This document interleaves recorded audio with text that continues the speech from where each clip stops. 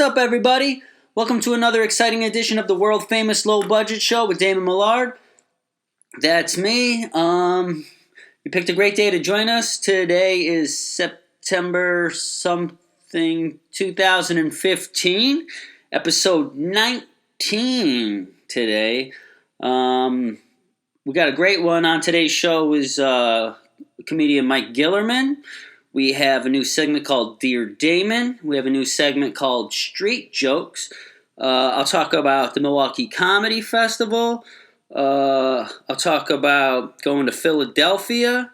I'll burn some bridges by talking about gimmick comedy shows. And we'll have a good one. Thank you guys so much for joining me. Today we're coming to you from Louisville, Kentucky. I'm here. I'm drinking out of this gay mug. Well, the mug's not gay, but the rainbow kind of is. And so there's that. Yeah, Louisville, Kentucky. I've been here. This chair might fuck us up for the show, guys. It's like on a swivel, and I got ADD. So I might be like swiveling back and forth and back and forth and back. I hope not, though. I'll try not to do that. If you guys see me swiveling, write me a letter and I'll read it. What is wrong with me? First of all, I'm going to put this coffee in my gay mug over here because this episode is really far behind, if you didn't notice. It's because I spilled coffee all over my brand new computer over here, all over my MacBook, and I had a heart attack. I don't know. I'm glad. Nothing's wrong with it, though, thank God, but I had a heart attack. I thought I ruined it. It's only like a month old. Okay, so let's see. What do you guys want to talk about first? Oh, coming to you from Louisville, Kentucky. I'm here for a little while. I'm in a show on Friday, a showcase called 789. It's at the Bardstown. So if that's September 4th, today's September 2nd. So if this gets out and you're around, come to that. A lot of funny comics on that show. Check that out. What else is going on? Oh, yeah, Louisville. It's the place. Did you know Louisville also has a slogan that's what happens in Louisville stays in Louisville? Because no one gives a fuck, so they don't want to hear about it. It's been weird here in Louisville, though. I can tell you that. It's weird because, like, everybody is so nice. No one's in a hurry, by the way, whatsoever. Oh, it'll drive you mad. You'll go anywhere. Everybody is just so slow about stuff. And then everybody's like super nice that I got like it makes you suspicious. Like, what is this guy after? You know? And so I'm just walking around and this guy is just like, hey, nice day, isn't it? And I'm just like getting suspicious. You know what I mean? Like, does this guy think I'm gonna blow him? I hope not. Although that's legal now. Yeah, so we're going to be here. I will be back in New York City in a few weeks. I'm on the road. I was in Milwaukee Comedy Fest last week. It's pretty cool. Here we go. Check this out. Here we go. The Milwaukee Comedy Fest right there. It's a rubber chicken, so you know that it's funny. And I was in a couple things there. On the opening night, I wasn't on any of the main stages, but I've been in the Comedy Fest. This is technically my third time, and so I did the kickoff event, which was at Lakefront Brewery, and it was really cool. The acoustics in the room were touchy. Thank God the people in the front row were actually like so into it, like that it didn't matter. It was a rough go, but it was good, and everybody on that show was really funny. So I did that, and then I also was in the Roast of Milwaukee, where I got to roast a city, which I don't know if you've ever done that. It's it's hard. I'll put a link up. I don't know if I can figure out how to do this, but if I can figure out how to put a link right onto the video, I'll do that. If not, look down underneath in the comments. There'll be a link to the audio of that roast, which was online, because that was not only did Milwaukee Comedy produce that show, but it was also produced by the Milwaukee Record and Tyler Moss, who runs that. You should check out those guys too. They do a lot of good stuff for the Milwaukee comedy scene. They're giving them a lot of publicity that didn't really exist in the beginning. People are starting to take that scene really seriously, and I'm really proud of that scene. I was also in a couple of shows there. There's just comedy off the chain in Milwaukee right now. So I did 2 shows on the Comedy Fest. I did something called Hot Room, which is Phil Davidson, fucking Sammy Rachar, and oh shit, don't do this to me, and somebody else. Oh, and you know who else it was? Christopher Schmidt. Yeah, so those guys were just doing really great. And then, of course, I got to headline the Milwaukee Stand-Up Comedy Showcase, which is a Cast of Killers show, which is the group that I was involved with and still am, still are, still is. I don't even know how to talk. Oh, you want to know what my website is? It's www.damonmillardcomedy.com. Did you guys see that over here? www.damonmillardcomedy.com. This might be backwards. I'm looking into a mirror right now. I don't know. I can't figure out. Yeah, it'd probably be like this. www.damonmillardcomedy.com. Woo! This is a good show. I'm having a good time. I don't know. I've never felt so good. Today I'm drinking coffee, like I said, out of my gay mug.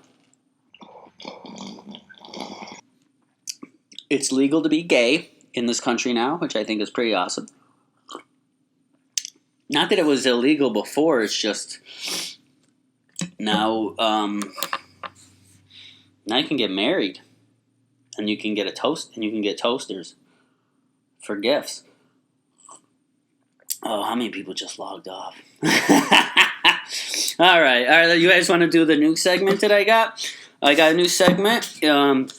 It's called Dear Damon. Here's how it works. I'll answer any question about anything, even if I'm not an authority on it. If I have never even thought about it before, I will talk like an expert. I will talk like someone who is just coked up, and I will give you dogmatic opinions on something I've never even thought of before. You want to know about time travel? Ask me about time travel. You want to know the best way to finger a girl on a city bus? Ask me that. I'll tell you. I know everything. Also, I'm going to live forever. I don't know if you knew that. So just what you're going to want to do is send me an email to damonsmillard@yahoo.com. In the subject, write Dear Damon, because that's the new segment. Anybody can write in and ask me anything, and I got a few people who've already done that. So here we go. Ready? Dear Damon. All right, here we go. This one comes to us from Larry from Rochester, New York. Larry writes, Dear Damon, tomorrow is my 18th birthday, and I'm going to be going to a strip club for the first time. Do you have any advice for a first-time strip club patron? Larry, I do. I actually do have some really good advice. What you're going to want to do is, let me see. There's just a little bit of etiquette that you got to keep in mind.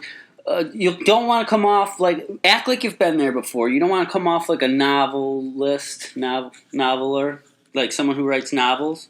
You don't want to. Oh, I don't actually have any money in my wallet, but I was going to show you how to fold a dollar, but I don't have any money in my wallet.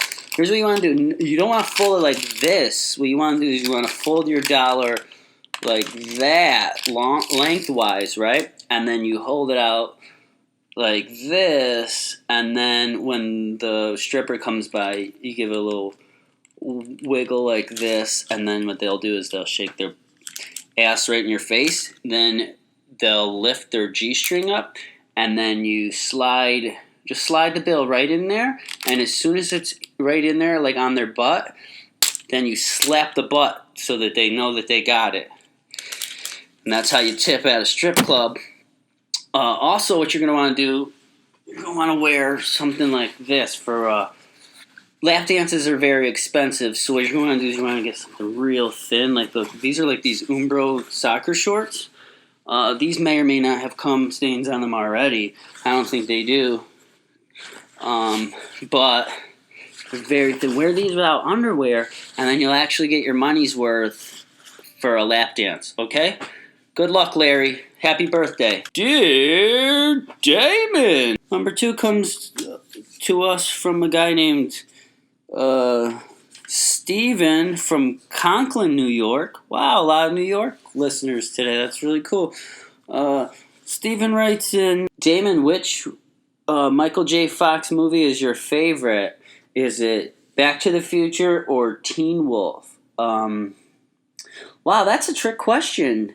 Now, isn't it, Steven? Because my favorite Michael J. Fox movie is Doc Hollywood, okay? Don't assume you know everything about everybody, okay? Go fuck yourself, Steven. Dear Damon! Jim from Brooklyn writes, Damon, did you ever play any sports, or do you play any sports now? Yeah, Jim, that's a really good question. I used to play. I used to play Little League for a funeral home. They were the sponsor, and it was very fitting because we died out there like every time. I didn't make Little League till I was 13, and technically I wasn't even supposed to play that year, but I was such a scrawny kid that no one even asked for a birth certificate ever. Even at 13, I couldn't hit a home run. I could hit a ground rule double, though,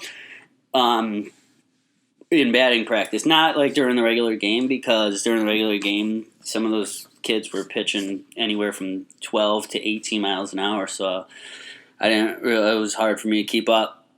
But yeah, so I did that. I also wrestled in high school. I was on the wrestling team, and it wasn't like WWF or whatever it's now, WWE. It was Roman Greco style wrestling, and basically what I would do is I was a young boy, and I would wear these really tight singlets, they were called.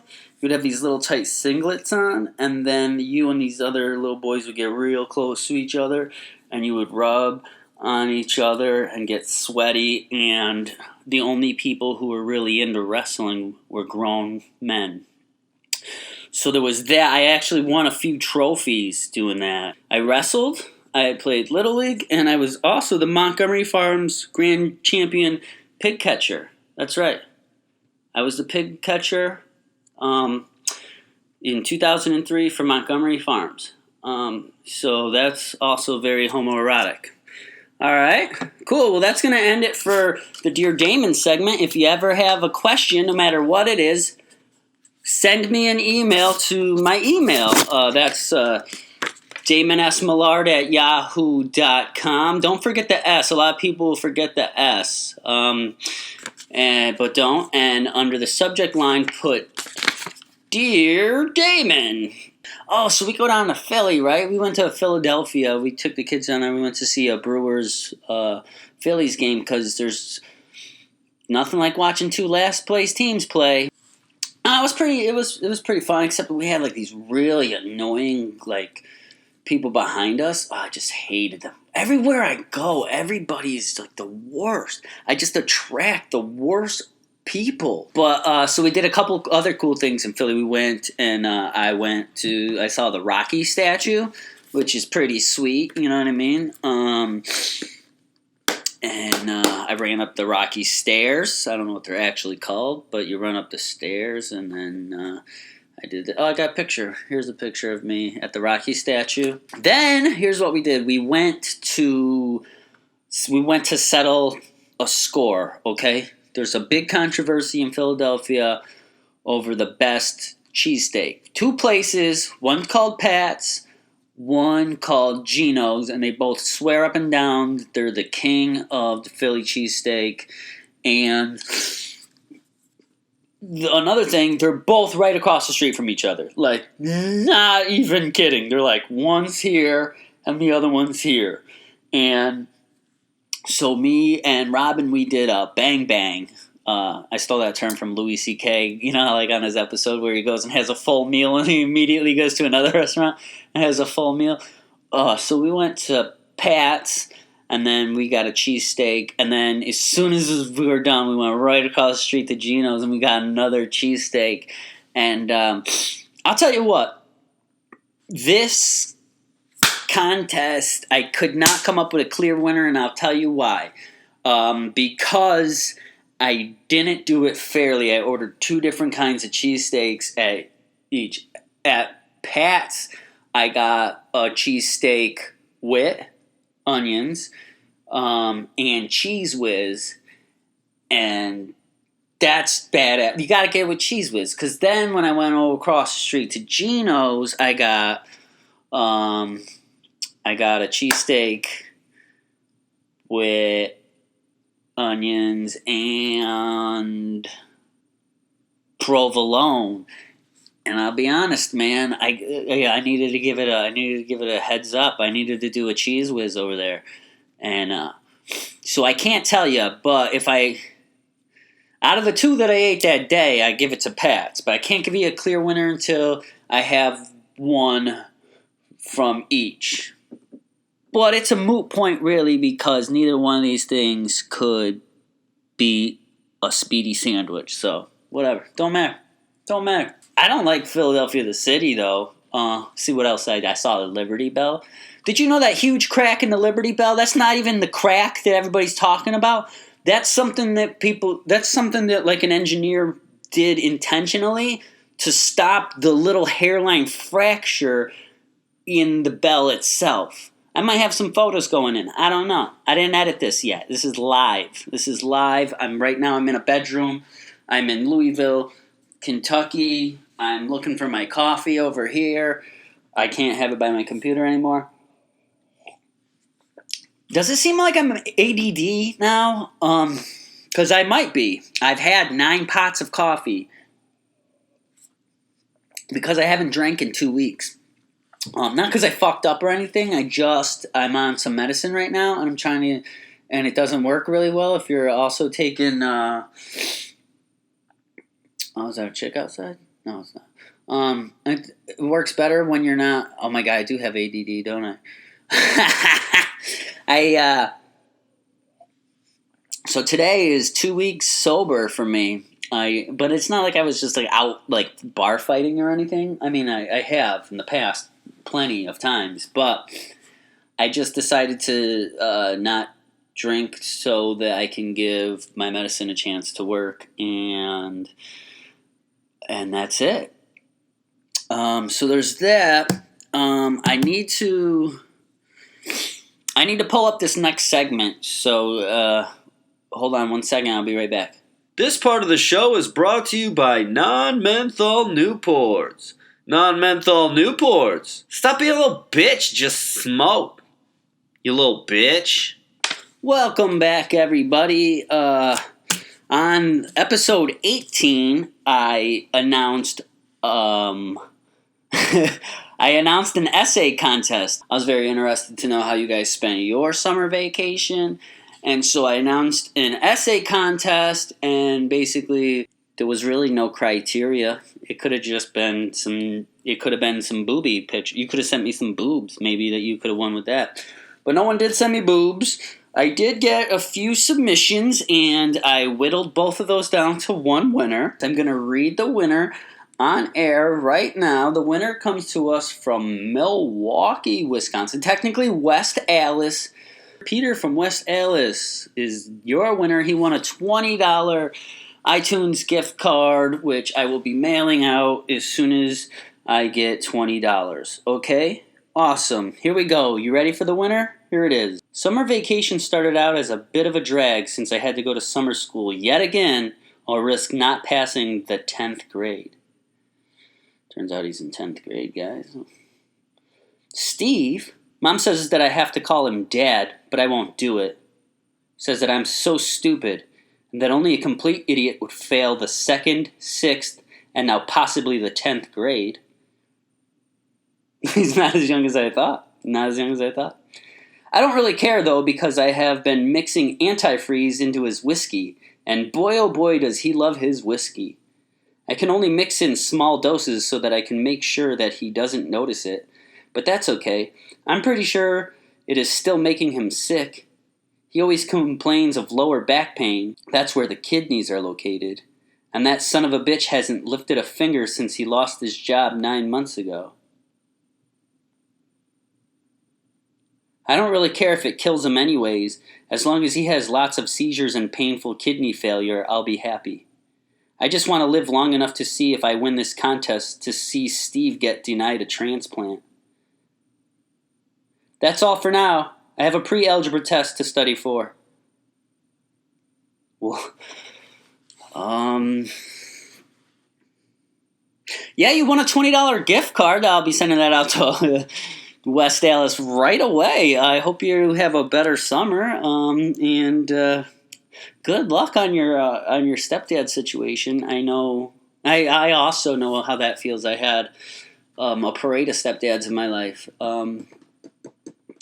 So, hey, good luck. I don't know how this made me feel, but that's your winner. That's your winner for the contest. And so now I'd like to announce the next contest. The next contest is a Photoshop contest, also for a $20 iTunes gift card. Here's the rules for the Photoshop contest. You have to have these elements in the photo. It could be anything. Your imagination is the limit, okay? But it has to have all of these elements or you're disqualified, okay? The Photoshop contest must have a carrot, a sign, a speech bubble, and a cowboy hat. A carrot, a sign, a speech bubble, and a cowboy hat. And if all of those things are there, you can do anything with it, make it anything you want, but the funniest, coolest photo wins a $20 iTunes gift card, and that's it. And we'll give that out next time.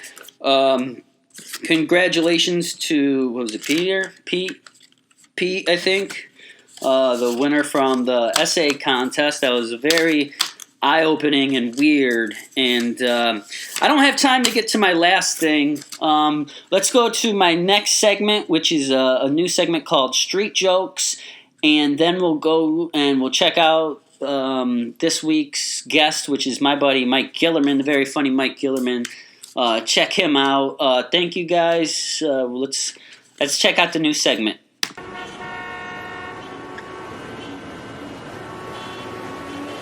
Okay, there's this older guy, right?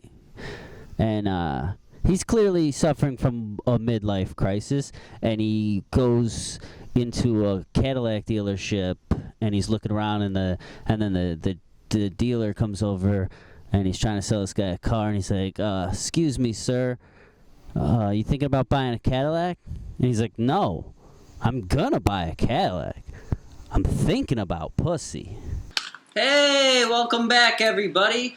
Joining me now is Mr. Mike Gillerman, my friend and comedy partner. How's it going? I'm good, buddy. How you doing? Not too bad. So thanks for stopping by. I've had a lot of guests on my show, but I've always wanted to get you here because we've been rolling partners here in New York for a while, right? Yeah, like 2 years, I think, something like that. How long have you been here? 2 years-ish. Okay. I met you right when I got here, though. Yeah. I remember that. And we were just grinding out together. We would hit all types of open mics and bar shows and stuff. You were like one of the first guys that I was comfortable enough to team up with and just go on a whole string of open mic runs for the whole night. You know? Yeah, no, I think I took you under my wing a little bit. I nursed you. I nursed you to have a little bit. So what's up, man? Anything interesting going on? In terms of just whatever, man. Usually a comic just wants the stage, so there it is. A comic just wants to. Well, I mean, should I tell them the big news, or are we talking about the big news here? Or? That's up to you. I'm leaving New York City. I'm going back for some family stuff to Arizona, where I'm from, and I'm hoping that I'm going to do more road stuff and more club stuff, and build up the skill sets that I didn't get in New York City, I don't think, and then make the move out to LA and become super famous and be the biggest gay comic. Probably not the biggest gay comic. No, definitely maybe not. the tallest. Easily the tallest gay. Easily.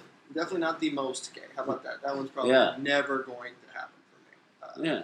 No, that's exciting news. You're looking forward to that then? You know, when I tell people I'm leaving, they're like, they always say the same thing, like, "Oh, aren't you gonna miss all the energy in New York?" And I'm like, you know what else is energy? Cocaine. I should do that every day. Not every day. I should not be doing. Not daily. And I feel like I'm doing that, and I feel like I feel like I'm coked out of my mind every day. Yeah, I know. I mean, if it wasn't for the fact that I get out of here every once in a while to reset, I couldn't take it. I don't think I could take it for 6 months straight without at least a break of a week. Yeah.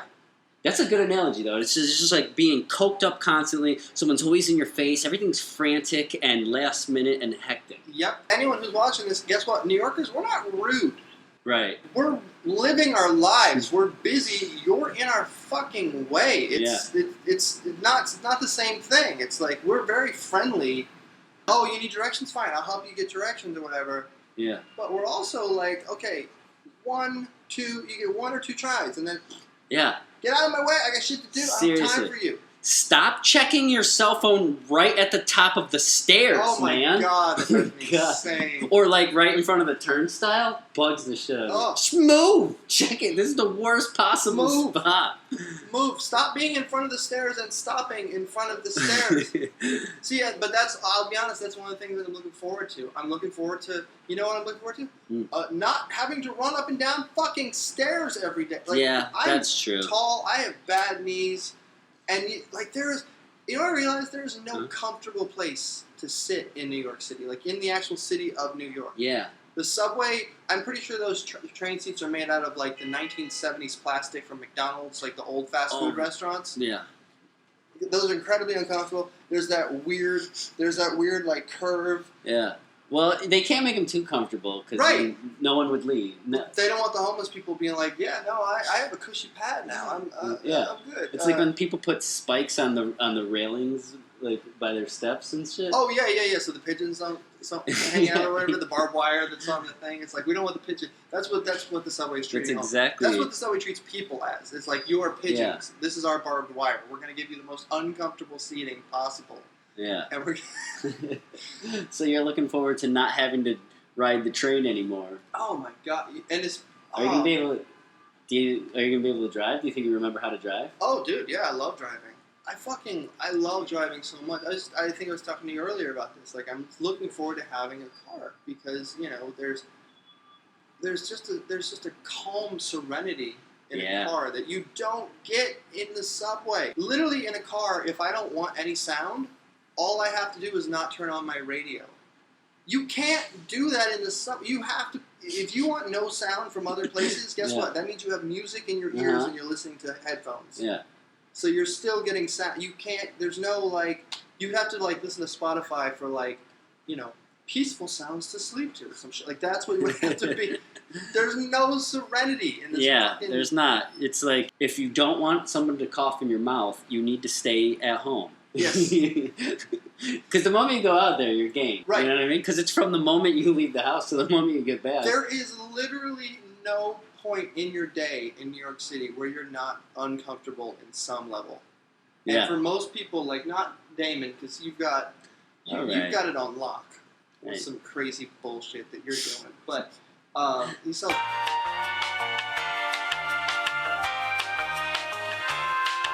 The only thing you can do is you find a Starbucks, go into the bathroom, lock the door, and cry. Cry a lot. Get it out of your system. Like all of it. Just don't let anything left. Just all of it out. Mm-hmm. All right. So also, me and Mike, we used to run a show together, or we kind of do still, right? We're just gonna put it on hiatus. Well, considering I won't be in New York Right. anymore, probably. But it'll just be always there. It'll just always be there, and at any time we do a show together, we'll just call it We'll bring it Sharpshooter. back. Yeah, bring it back. I'm cool with that. Or like 10 years down the road. 10 years down the road, yeah. Do a reunion Sharpshooter show. We're both famous and Yeah. And then we can actually get people there. Yeah. Oh, you mean where we don't have to stand out in the cold and... Yeah, like, hey, there was... All right, I want to tell this story. Oh, yeah. The last time we did a show there, they switched the date on us, so we didn't have much time to promote and stuff. So the draw was a little light, to say the least. So we're standing out front of the venue, and there's a laundromat next door, and everybody would come out with their clothes, like carrying their clothes. We'd be like, hey, you want to check out a free comedy show? Like, you just get the fuck out of here. Right. Look, you brought your own seat. Yeah. Sit on your laundry. Sit on your laundry. And it's soft. Yeah. It's soft. It's like sitting on a beanbag chair. Mm-hmm. On a beanbag chair. Yeah. Yeah, I won't miss that. I won't miss the daily grind of just begging people to see you. Begging to give them... You're begging to do a free show for them. You know? Right. People are literally so like, no, you entertain me. You entertain me. And but I'm on not... my time frame, for free. Exactly. And then if I don't like it, I'm going to talk over it and then I'm going to leave. Like, the level of selfishness, the balls of that is just amazing I to know. me. Here's a quote that I snagged off the internet. I can't even give it. I can't even tell you who said it. But if nobody is willing to pay to see your art isn't good enough. You know what I mean? It's true. Wow. And that's why we charged for our Sharpshooter show. Yeah, that's true. Yeah. That's why I charged for my Elephant Walk show. We charged for... Because I before I moved to New York, guess what? I came from places where you charge for comedy because you paid comedians. Because comedy is an art form. And comedy is a skill set that you work really hard on. I know. Because, I mean, the best comics make it look super simple, but it's anything but that. Never. They make it seem like they've done no prep. They're just winging it. And that they make that whole... The atmosphere seem like you're not at a comedy club anymore. You're just at this guy's kitchen table and he's just talking to you. And, like, that's the illusion of the whole thing. It's everything the opposite. You know what I mean? Absolutely. That guy's been writing that joke for years, changing one word. You know, he's gone back and forth between these words and that word and this word and that word for years. Right. And he's got it memorized backwards and forwards. You know, you could just jump into that joke at any point and just pick up and tell it. And yet it came off like he's just saying it now for the first time. Yep.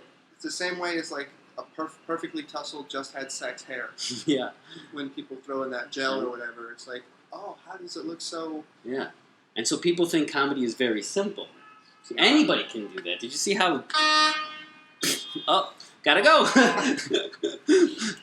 There's a drink... Well, I live right by Lincoln Tunnel, and I want to do a drinking game. I want to have friends over, and every time a horn beeps, you have to take a shot or something. Right. Well, that would kill you. Maybe a shot of beer. Oh. Because, honestly, there's so many horns. Especially, like, what time is it now? Oh, it's about to happen. Oh, yeah. It's about to be rush hour. We're in rush hour, so it's going to be... That's one stereotype that is true. Yeah. Is New Yorkers are angry drivers. Angry. Really angry. I'm scared to drive here. It gives me a heart attack. I drove a U-Haul from Harlem down to the Queensbridge, over that, and to Long Island City with a suspended license. Wow. Allegedly. Yeah, I was scared to death. It was huge. And we moved from Manhattan to Long Island City, and then right back. We just came right back. I think that's why we're friends. We both just take incredibly stupid risks because for some reason we know there's rewards. Yeah.